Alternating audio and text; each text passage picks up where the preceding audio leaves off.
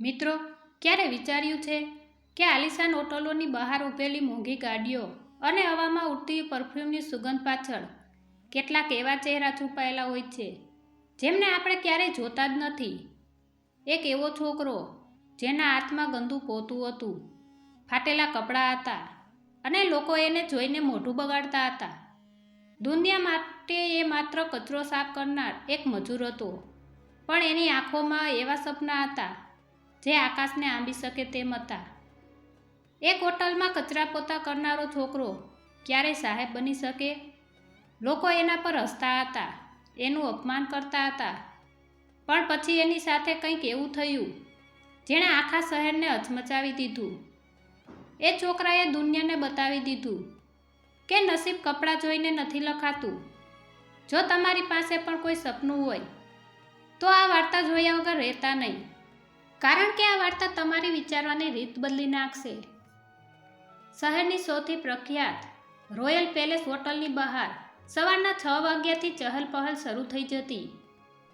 મોટા ઉદ્યોગપતિઓ અને વિદેશી મહેમાનોની અવરજવર વચ્ચે 12 વર્ષનો આર્યન ખૂણામાં ઊભો રહીને હંમેશા કંઈક જોયા કરતો.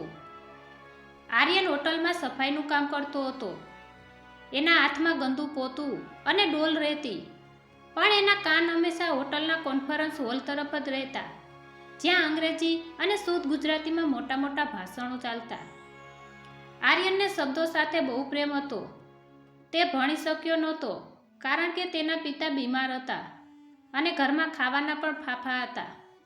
પણ જ્યારે પણ હોટલના ટેબલ પર કોઈ જૂનું છાપું કે મેગેઝિન છોડીને જતું, આર્યન તેને છુપાવીને પોતાની પાસે રાખી લેતો.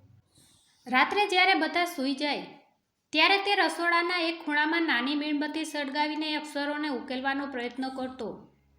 એક દિવસની વાત છે. હોટલમાં એક બહુ મોટી મીટિંગ ચાલી રહી હતી. આર્યન ટેબલ સાફ કરી રહ્યો હતો. ત્યાં બેઠેલા એક શ્રીમંત માણસના હાથમાંથી કોફી નીચે ઢોળાઈ ગઈ. એ માણસે ગુસ્સામાં આર્યન તરફ જોયું અને કહ્યું, "એ છોકરા, દેખાતું નથી? જલ્દી સાફ કર આ ગંદકી. તારા જેવા લોકો ફક્ત ગંદકી સાફ કરવા જ જન્મ્યા છે. ભૂલથી પણ મોટું વીંચવાની કોશિશ ના કરતો." આખા હોલમાં હાસ્ય ફેલાઈ ગયું. આર્યનનું માથું ઝૂકી ગયું. તેની આંખોમાં આંસુ આવી ગયા, પણ તેણે કશું જ કહ્યું નહીં. તેણે ચૂપચાપ જમીન સાફ કરી અને ત્યાંથી નીકળી ગયો. પણ તે દિવસે આર્યનના મનમાં એક વાત ઘર કરી ગઈ હતી. શું ખરેખર નસીબ કપડાં જોઈને લખાય છે? શું એક સફાઈ કરનારો છોકરો ક્યારેય મંચ પર ઊભો રહીને દુનિયાને સંબોધી ન શકે? તે રાત્રે આર્યન જમી શક્યો નહીં. તેણે રસોડાના ઝાંખા કાચમાં પોતાનો ચહેરો જોયો અને પોતાની જાતને વચન આપ્યું કે આજે લોકો મારા કામને કારણે હસે છે, પણ એક દિવસ એવો આવશે જ્યારે આજ લોકો મારા શબ્દો સાંભળવા માટે શાંત થઈ જશે. આ સંકલ્પ સાથે આર્યનની એક નવી સફર શરૂ થઈ, જે ખૂબ જ મુશ્કેલ હતી પણ અશક્ય નહોતી. હોટલના એ અપમાન પછી આર્યનની રાતો બદલાઈ ગઈ હતી.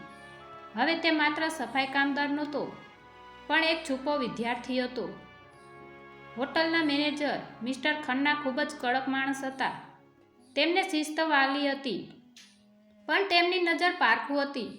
એક રાત્રે જ્યારે હોટલના બધા મહેમાનો સૂઈ ગયા હતા અને સ્ટાફ પણ પોતપોતાના ઘરે જતો રહ્યો હતો, ત્યારે મિસ્ટર ખન્ના પોતાની ઓફિસની ફાઇલો પતાવીને બહાર નીકળ્યા. તેમણે જોયું કે રિસેપ્શન પાસેના ઝાંખા અંજવાળામાં આર્યન જમીન પર બેઠો હતો. તેની સામે કચરામાં ફેંકી દેવાયેલા કેટલાક કાગળો અને એક પેન્સિલનો નાનો ટુકડો હતો. આર્યન ખૂબ જ એકાગ્રતાથી એ કાગળ પર કંઈક લખી રહ્યો હતો અને ધીમેથી ગણગણતો હતો. મિસ્ટર ખન્ના ચૂપચાપ તેની પાછળ જઈને ઊભા રહ્યા. આર્યન અંગ્રેજીના કેટલાક અઘરા શબ્દોનો ગુજરાતીમાં અર્થ સમજવાનો પ્રયત્ન કરી રહ્યો હતો. "આ શું કરે છે આર્યન?" મિસ્ટર ખન્નાનો અવાજ સાંભળી આર્યન ડરી ગયો. તે ઊભો થઈ અને કાગળો છુપાવવા લાગ્યો. તેને લાગ્યું કે આજે તેની નોકરી જશે. "સાહેબ, એ તો બસ હું વાંચતા શીખતો હતો. માફ કરજો સાહેબ, હવે આવું નહીં કરું," આર્યન ધ્રુજતા અવાજે બોલ્યો. મિસ્ટર ખન્નાએ તેના હાથમાંથી એક કાગળ લીધો. તેમાં હોટલના મેનુ કાર્ડમાંથી જોઈને લખેલા શબ્દો હતા. ખન્ના સાહેબની આંખોમાં એક અજીબ ચમક આવી. તેમણે પૂછ્યું, તારે ભણવું છે? આર્યનની આંખોમાં આંસુ આવી ગયા. સાહેબ, ઈચ્છા તો બહુ છે, પણ બાપુની તબિયત અને ઘરની જવાબદારી મને કોણ ભણાવશે? મિસ્ટર ખન્નાએ આર્યનના ખભા પર હાથ મૂક્યો અને કહ્યું, જો તારામાં શીખવાની હિંમત હોય તો હું તને મદદ કરીશ. કાલથી તારે 1 કલાક વહેલા આવવાનું. હું તને ભણાવીશ નહીં, પણ તને પુસ્તકો આપીશ અને તારી ભૂલો સુધારીશ. પણ યાદ રાખજે, તારા કામમાં કોઈ કમી ન આવવી જોઈએ. આર્યનને જાણે દુનિયાનો સૌથી મોટો ખજાનો મળી ગયો હોય એમ તેણે મિસ્ટર ખન્નાના પગ સ્પર્શ કર્યા. દિવસો મહિનામાં બદલાયા. આર્યન દિવસે હોટલના કાચ સાફ કરતો અને રાત્રે પુસ્તકોના પાના. તે હોટલમાં આવતા વિદેશી મહેમાનો કેવી રીતે વાત કરે છે, કેવી રીતે ઉઠે બેસે છે, તે બધું ધ્યાનથી જોતો. એક દિવસ હોટલમાં એક મોટું સંમેલન યોજાયું હતું. શહેરના નામી સાહિત્યકારો અને વક્તાઓ ત્યાં આવ્યા હતા. અચાનક સ્ટેજ પર જે વક્તા બોલવાના હતા તેમની તબિયત બગડી અને હોલમાં અફરાતફરી મચી ગઈ. આયોજકો ચિંતિત હતા, કારણ કે મીડિયા પણ ત્યાં હાજર હતું. મિસ્ટર ખન્નાએ આ તક ઝડપી લીધી. તેમણે આયોજકોને કહ્યું, મારી પાસે એક એવો છોકરો છે જે કદાચ આ પરિસ્થિતિ સંભાળી શકે. આયોજકો હસી પડ્યા. એક સફાઈ કરનારો છોકરો? તમે પાગલ થઈ ગયા છો ખન્ના? પણ સમય ઓછો હતો અને બીજો કોઈ રસ્તો નહોતો. આર્યનને બોલાવવામાં આવ્યો. તેને હોટલનો યુનિફોર્મ ઉતારીને સાફ કપડાં પહેરાવ્યા. આર્યન સ્ટેજની પાછળ ઊભો હતો. તેનું હૃદય જોરથી ધબકતું હતું. તેની સામે હજારો લોકો હતા. એ જ લોકો જે કદાચ તેને રોજ જોતા પણ ઓળખતા નહોતા. માઇક પકડતી વખતે તેના હાથ ધ્રુજતા હતા, પણ જેવો તેણે પહેલો શબ્દ બોલ્યો, આખા હોલમાં સન્નાટો થઈ ગયો. તેની ભાષામાં કોઈ બનાવટ નહોતી, પણ હૃદયની સચ્ચાઈ હતી. આર્યન જ્યારે સ્ટેજ પર ઊભો રહ્યો ત્યારે શરૂઆતની થોડી સેકન્ડો માટે તેને લાગ્યું કે તેના ગળામાંથી અવાજ નહીં નીકળે. હોલમાં બેઠેલા લોકો એકબીજા સામે જોઈને હસતા હતા. કોઈએ ધીમેથી કહ્યું, આ તો પેલો છોકરો છે ને જે સવારે ટેબલ સાફ કરતો હતો. આ તે વળી શું બોલવાનો? પણ આર્યને આંખો બંધ કરી અને તેને પેલું અપમાન યાદ આવ્યું, જ્યારે તેના પર કોફી ઢોળાઈ હતી અને તેને ગંદકી કહેવામાં આવ્યો હતો. તેણે માઇક પકડ્યું અને શુદ્ધ મધુર અવાજમાં બોલવાનું શરૂ કર્યું. નમસ્કાર, આજે હું અહીં કોઈ મોટો વિદ્વાન બનીને નથી આવ્યો, પણ એક એવા સપનાની વાત કરવા આવ્યો છું જે કચરાપેટીમાંથી જન્મેલું છે. આર્યનનો આ પહેલો શબ્દ સાંભળતા જ આખા હોલમાં સોપો પડી ગયો. લોકો જે મોબાઈલમાં વ્યસ્ત હતા તેમણે માથું ઊંચું કરીને સ્ટેજ તરફ જોયું.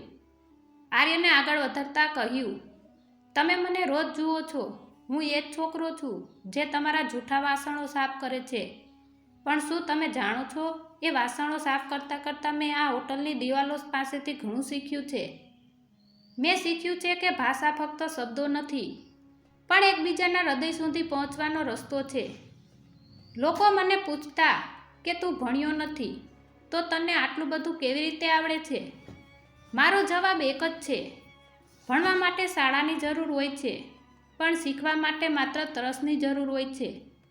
આર્યન લગભગ 15 મિનિટ સુધી બોલતો રહ્યો. તેની વાણીમાં એવી વહેતી નદી જેવો પ્રવાહ હતો કે લોકો મંત્રમુગ્ધ થઈ ગયા. તેણે સફળતા, સંઘર્ષ અને માનવતા વિશે જે વાતો કરી તે મોટા મોટા વક્તાઓ પણ નહોતા કરી શકતા.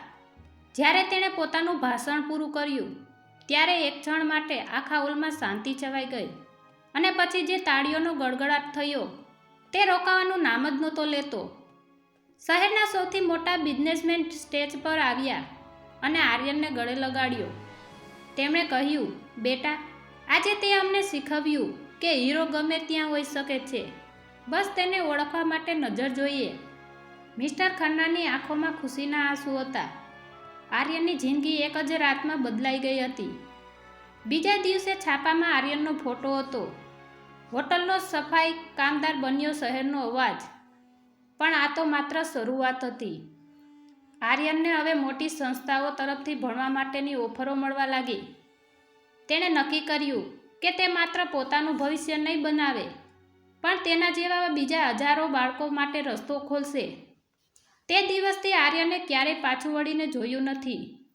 જે હાથમાં એક સમયે પોતું હતું, એ હાથમાં હવે પેન અને પાવર હતો. વર્ષો વીતી ગયા. જે હોટલની બહાર આર્યન ક્યારેક ગાડીઓના કાચ સાફ કરતો હતો, આજે એ જ હોટલની બહાર તેની પોતાની ગાડી આવીને ઊભી રહી. પણ આર્યન બદલાયો નહોતો. તે આજે પણ એ જ વિનમ્ર છોકરો હતો. બસ હવે તેની પાસે દુનિયાને બદલવાની શક્તિ હતી. ભણી ગણીને તે એક સફળ ઉદ્યોગપતિ તો બન્યો જ હતો, પણ તેની સાચી ઓળખ એક મસીહા તરીકેની હતી.